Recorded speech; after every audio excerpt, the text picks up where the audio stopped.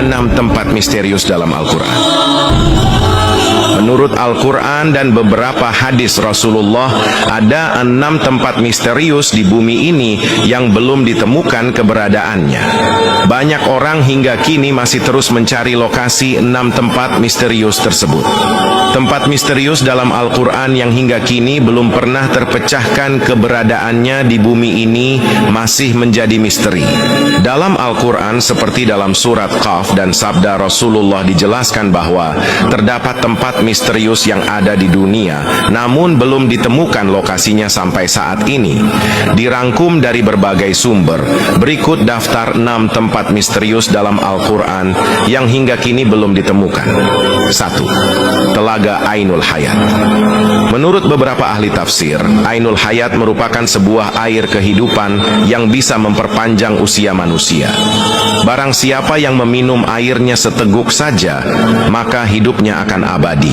Kehidupannya juga dijamin oleh Allah hingga kiamat nanti, kecuali dia memohon kepadanya untuk dimatikan. Sejumlah hikayat mengatakan bahwa Allah menciptakan dunia dan menurunkan beberapa tetesan air dari surga ke dunia.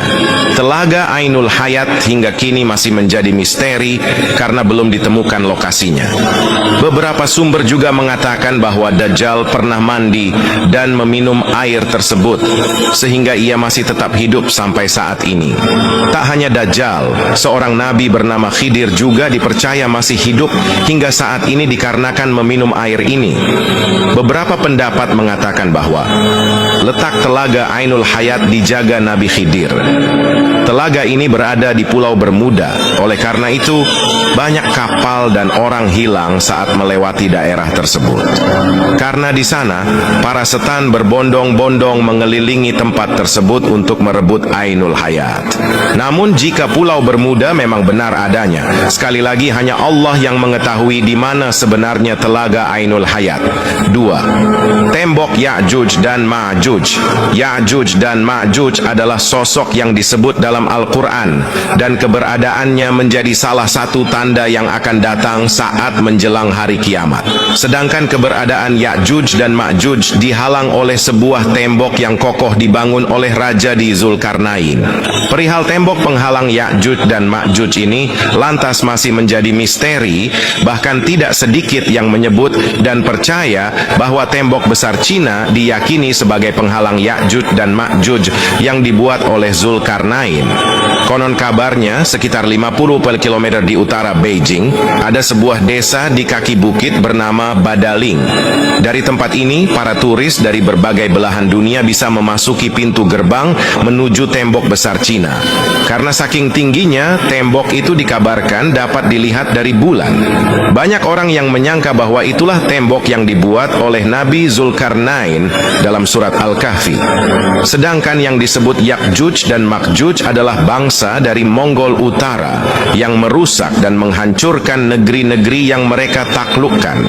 Syekh Hamdi bin Hamzah Abu Zaid, yakni seorang penulis dan peneliti tentang tembok Zulkarnain, meyakini bahwa tembok yang dibangun beliau adalah tembok Cina tersebut.